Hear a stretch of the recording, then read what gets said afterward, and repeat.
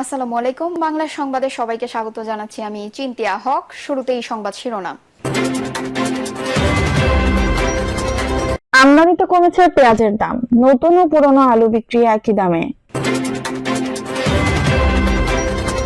এদিকে ক্ষমতা যেতে চায় না, ইসলামকে ক্ষমতায় নিতে চায় বললেন চরমোনাই পীর। জানাবো অনিশ্চয়তার মধ্যেও ভোটের ছক করছে রাজনৈতিক দলগুলো, নির্বাচনের জোর প্রস্তুতি বিএনপির। এবং সর্বশেষ জানাবো জয় বাংলাকে জাতীয় স্লোগান ঘোষণার রায় স্থগিত, কড়া বিবৃতি দিলেন হানিফ।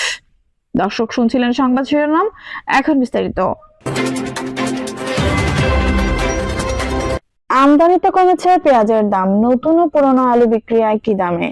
পেঁয়াজ আমদানির প্রভাব পড়েছে পেঁয়াজের বাজারে। নতুন পেঁয়াজ আসার ফলে ও ভারত থেকে আমদানি হওয়ার সব ধরনের পেঁয়াজের দাম কমেছে। প্রতি কেজিতে 10 থেকে 20 টাকা কমেছে সব ধরনের পেঁয়াজে। একই চিত্র আলুর ক্ষেত্রে হওয়ার কথা থাকলেও তা হয়নি। বাজারে নতুন ভারতীয় আলু এসেছে বেশ কিছুদিন আগে। এখন দেশি নতুন আলুও চলে এসেছে, তবে বাজারে নতুন আলু আসার পরও কমেনি পুরনো আলুর দাম। সমানতালে একই দামে বিক্রি হচ্ছে নতুন ও পুরনো আলু। শনিবার 7 ডিসেম্বর একদিনে দিনাজপুরের হিলি স্থলবন্দর দিয়ে ভারত থেকে এসেছে 1171 টন পেঁয়াজ। ভারত থেকে এই পেঁয়াজ আমদানি অব্যাহত রয়েছে, ফলে এর প্রভাব পড়েছে বাজারে। কমতে শুরু করেছে সব ধরনের পেঁয়াজের দাম। দেশে উৎপাদিত পেঁয়াজও বাজারে আসতে শুরু করেছে, এর ফলাফলও বাজারে দৃশ্যমান। আজকে বাজারে প্রতি কেজি ক্রস জাতের পেঁয়াজ বিক্রি হচ্ছে 110 টাকায়। এর মধ্যে ছোট ও বড় সাইজের পেঁয়াজ একই দামে বিক্রি হচ্ছে। দেশি পেঁয়াজ বিক্রি হচ্ছে 120 টাকা এবং ভারতীয় পেঁয়াজ বিক্রি হচ্ছে 90 টাকা কেজি। তবে দু একটি দোকানে ভারতীয় পেঁয়াজ 80 টাকা বিক্রি করতে দেখা যায়। ভারতীয় নতুন আলু বাজারে এসেছে কিছুদিন আগেই। এখন দেশি নতুন আলু চলে এসেছে, এরপর পুরনো আলুর দাম এখনো কমেনি। নতুন আলু বিক্রি হচ্ছে 80 টাকা কেজি, পুরনো আলু 80 টাকা, সাদা আলু 80 টাকা, বগুড়ার আলু 90 টাকা কেজি বিক্রি হচ্ছে। এক্ষেত্রে শুক্রবারের তুলনায় নতুন আলুর দাম কেজিতে কমেছে 20 টাকা, তবে পুরনো সব ধরনের আলুর দাম রয়েছে অপরিবর্তিত। বিক্রেতা মোহাম্মদ লিটন বলেন, ভারত থেকে অনেক পেঁয়াজ আসছে তাই দাম কমেছে, আবার দেশি পেঁয়াজও আসতে শুরু করেছে, দাম আরো কমে যাবে। নতুন আলুর দাম কমেছে অথচ পুরনো আলুর দাম এখনো কমেনি কেন? তিনি বলেন, পুরনো আলু এখনো মানুষ কিনছে, আবার অনেক চাষি চাষ করার জন্য পুরনো আলু কিনে নিচ্ছেন, তাই দাম কমছে না। আরেক বিক্রেতা শরীফ বলেন, পুরনো আলু দিয়ে যেভাবে কাজ রান্না ক্ষেত্রে করা যায় সেটি নতুন আলু দিয়ে করা যায় না। পুরনো আলুর মতো পরিপক্ক হতে নতুন আলুর আরো 2-3 মাস সময় লাগবে, তাই হোটেলগুলোতে এখনো পুরনো আলুই ব্যবহার করে। চাহিদা থাকায় এটার দাম কমছে না। এদিকে বাজার করতে আসা মাহবুবুর রহমান বলেন, পেঁয়াজের দাম কমেছে ভালো, তবে আরো কমা উচিত। আলু যে আমরা 80 টাকা কিনি এটি মানা যায় না, কিছু তো করার নেই, বাধ্য হয়ে কিনছি। ক্রেতা শারমিন বলেন, নতুন আর পুরনো আলুর দাম একই, এটা কিভাবে হয়? এরকম তো হয় না। এবার আলু বেশি দামি কিনে খেতে হলো। এখন যেহেতু দুই আলুর দাম একই, তাই নতুন আলুই নিচ্ছি, এটাই ভালো। পুরনো আলু এখন দ্রুত নষ্ট হয়, আবার গাছ হয়ে যায়। ক্ষমতায় যেতে চায় না, ইসলামকে ক্ষমতায় নিতে চায় বললেন চরমোনাই পীর। ইসলামী আন্দোলন বাংলাদেশের আমির মুফতি সৈয়দ মোহাম্মদ রেজাউল করিম পীর সাহেব চরমোনাই বলেছেন, ইসলামের আলোকে একটি কল্যাণ রাষ্ট্র গঠনে সবাইকে আন্তরিকতার সঙ্গে কাজ করতে হবে। কল্যাণ রাষ্ট্র প্রতিষ্ঠা ইসলামী আন্দোলনের নেতাকর্মীদের দাওয়াতের কাজে আরো গতিশীল করতে হবে। আমাদের সকল কাজের মূল লক্ষ্য উদ্দেশ্য থাকবে ইবাদত। তিনি আরো বলেন, অতীতের ধারাবাহিকতা ইসলামী আন্দোলন বাংলাদেশকে নীতি আদর্শের উপর অবিচল থাকতে হবে। আমি ক্ষমতায় যেতে চাই না, ইসলামকে ক্ষমতায় নিতে চাই। অনিশ্চয়তার মধ্যে ভোটের ছক কষছে রাজনৈতিক দলগুলো, নির্বাচনের জোর প্রস্তুতি বিএনপির। আগামী জাতীয় সংসদ নির্বাচন কবে নাগাদ অনুষ্ঠিত হবে তা নিয়ে অনিশ্চয়তা না কাটলেও নির্বাচনের প্রস্তুতি নিতে শুরু করেছে বিএনপি। নির্বাচনের রোডম্যাপের জন্য অন্তর্বর্তী সরকারের উপর চাপ সৃষ্টির পাশাপাশি সম্ভাব্য প্রার্থীরা নিজ নিজ এলাকায় সক্রিয় হতে শুরু করেছেন। দলের উচ্চ পর্যায়ের নেতারা বলছেন, সারা দেশে নির্বাচনী এলাকার নেতাদের গণসংযোগ এবং সামাজিক ও ধর্মীয় অনুষ্ঠানে অংশ নেওয়ার মাধ্যমে এক ধরনের নির্বাচনী আমেজ তৈরি হচ্ছে। চলতি ডিসেম্বর থেকে শুরু করে সারা দেশের ইউনিয়ন থেকে জেলা মহানগর পর্যন্ত কমিটি গঠনের কাজ। আগামী 3 মাস এই কার্যক্রম চলবে। দলের নীতি নির্ধারকরা বলছেন, নির্বাচনের প্রস্তুতি হিসেবে সাংগঠনিক এই পুনর্গঠনের কাজ শুরু হয়েছে। বিএনপির একটি নির্ভরযোগ্য সূত্র জানায়, 2018 সালে নির্বাচনে অংশগ্রহণ করা প্রার্থীদের তালিকা ধরে প্রার্থী তালিকা চূড়ান্ত করা হচ্ছে। মৃত্যু এবং বার্ধক্যজনিত কারণে দলের অনেক বয়োজ্যেষ্ঠ নেতা আগামী নির্বাচনে অংশ নিতে পারবেন না। ওইসব আসনে ওই নেতাদের স্ত্রী সন্তানেরা নির্বাচন করার প্রস্তুতি নিচ্ছেন। প্রার্থী তালিকা চূড়ান্তকরণে যুক্ত থাকেন এমন একজন নেতা কালের কণ্ঠকে বলেন, প্রায় 250 আসনের প্রার্থী সব সময় চূড়ান্ত থাকে। 40 থেকে 50 আসনে একাধিক শক্তিশালী প্রার্থী থাকেন। এর বাইরে এবার জোটগত নির্বাচন না হলে ওই আসনে নতুন অনেক প্রার্থী দেখা যেতে পারে।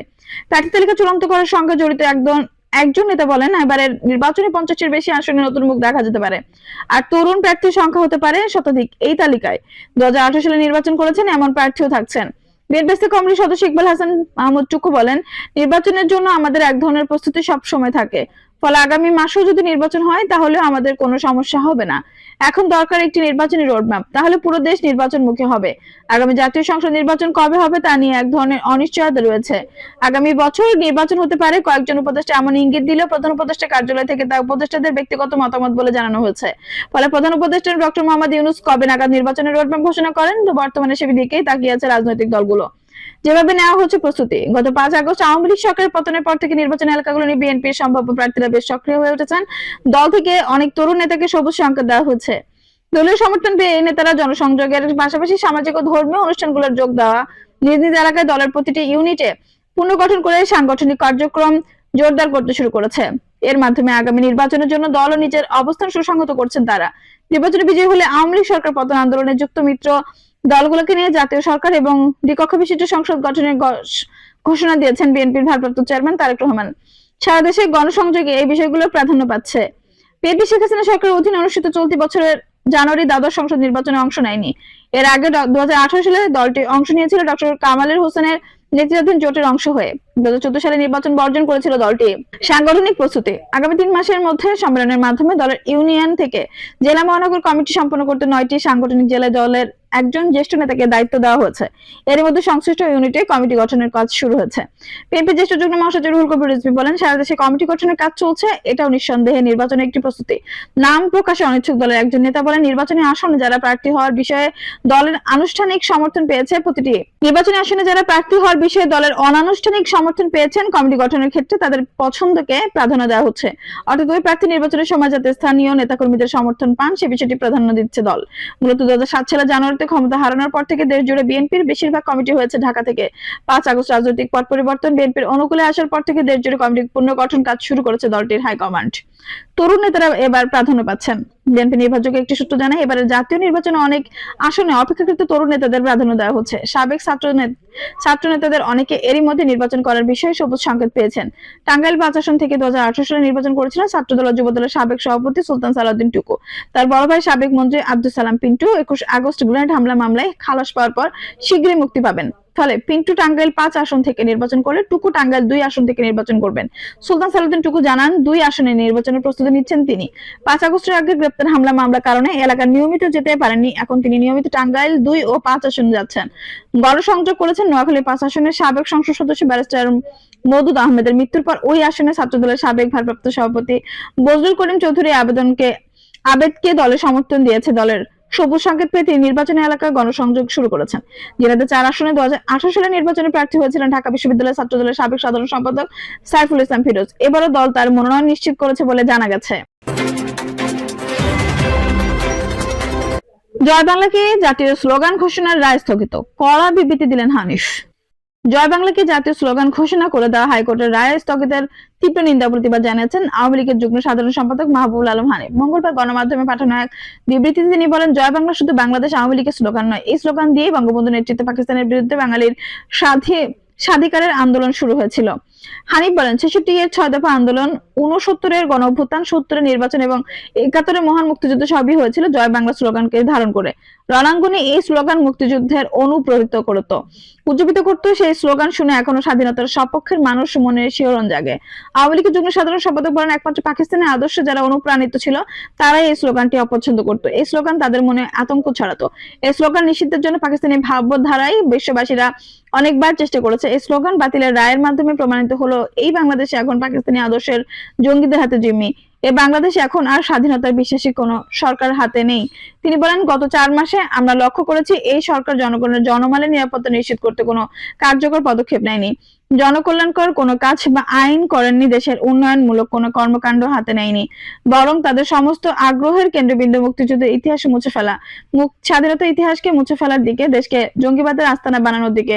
ডক্টর ইউনূসের ঘোষিত রিসেট বাটন পুশের মাধ্যমে দেশের মুক্তিযুদ্ধের সমস্ত ইতিহাসকে মুছে ফেলার চেষ্টাটাই দিন দিন আরো স্পষ্ট হচ্ছে। এই রায়ের বিরুদ্ধে বাংলাদেশ আওয়ামী লীগের পক্ষ থেকে তীব্র নিন্দা ও প্রতিবাদ জানায়। প্রসঙ্গত মঙ্গলবার দুপুরে জয় বাংলাকে জাতীয় স্লোগান ঘোষণা করে হাইকোর্টের দেওয়া রায় স্থগিত করেন আপিল বিভাগের পূর্ণাঙ্গ বেঞ্চ। রাষ্ট্রপক্ষের লিভ টু আপিলের অনুমতি চেয়ে আবেদন মঞ্জুর করে এই আদেশ দেন প্রধান বিচারপতি সৈয়দ রেফাত আহমেদের নেতৃত্বাধীন 4 সদস্যের আপিল বিভাগ। এর ফলে আপাতত জয় বাংলা জাতীয় স্লোগান হিসেবে গণ্য হবে না। দর্শক, এই ছিল এখনকার সর্বশেষ সংবাদ। নিউজটি ভালো লাগলে অবশ্যই একটা লাইক দিন, কমেন্টে আপনার মূল্যবান মতামত জানান। সবসময় আমাদের পাশে থাকতে সাবস্ক্রাইব করে বেল বাটনটি অন করে রাখুন। ধন্যবাদ।